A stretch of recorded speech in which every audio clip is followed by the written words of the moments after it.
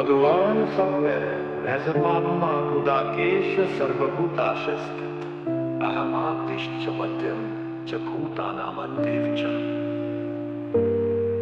हे अर्जुन, मैं सब जीवों के हृदय में स्थित आत्मा हूँ और सभी प्राणियों का आदि मध्य और अंत भी मैं ही हूँ।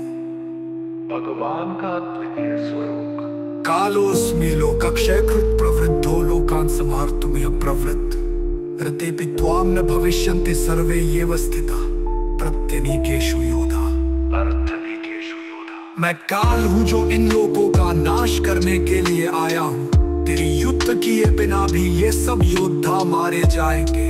जो जैसा भाव करता है ये यथा मां प्रत्यन्ते तांस्तथैव भजाम्य मम वर्त्मानुवर्तन्ते मनुष्या पार्थ सर्वशः अर्थ।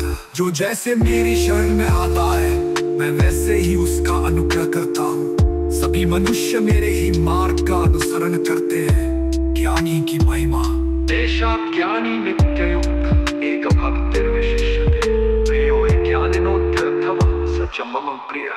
उनमें जो ज्ञान से युक्त है, जो निरंतर मुझसे जुड़ा है और जो एकनिष्ठ है, वो मुझे परम प्रिय है और मैं भी उसे बहुत प्रिय हूँ। संयमी का मार्ग श्रोत्रोत्तीर्णं नो योगं संयमी या सुखं लभते विनोदनम ही योगस्थं ब्रह्म निर्वाणं मृच्छते। जो संयमी योगी अपने मन को वश में करके सांसारिक सुखों से ऊपर उठ जाता है वही ब्रह्मानंद को प्राप्त करता है। भगवान हर जगह है। श्रोत्यो मां पश्यति सर्वत्र सर्वं च मयि पश्यति तस्याहं न प्रणश्यामि स च मे न प्रणश्यति।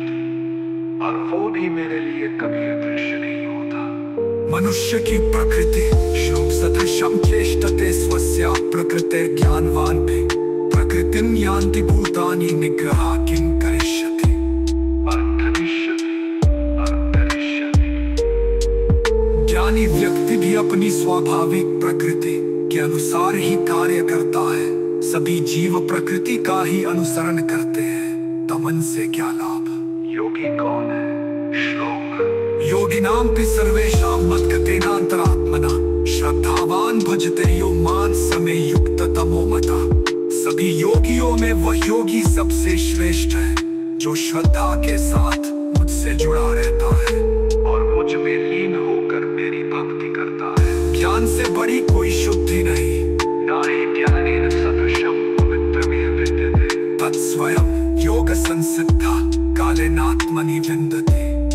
कालेनात्मनि विन्दते। इस संसार में ज्ञान के समान कोई भी पवित्र वस्तु नहीं है। जो योग में सिद्ध हो जाता है वो समय आने पर अपने भीतर ही इस ज्ञान को प्राप्त कर लेता है। मोक्ष का मार्ग ब्रह्मण्याधाय कर्माणि संगम त्यक्त्वा करोति यः लिप्यते न स पापेन पद्मपत्रमिवाम्भसा। जो व्यक्ति समस्त कर्मों को परमात्मा को समर्पित करके आसक्ति को त्याग कर कार्य करता है वो पाप से उसी प्रकार छूटा रहता है जैसे कमल का पत्ता जल से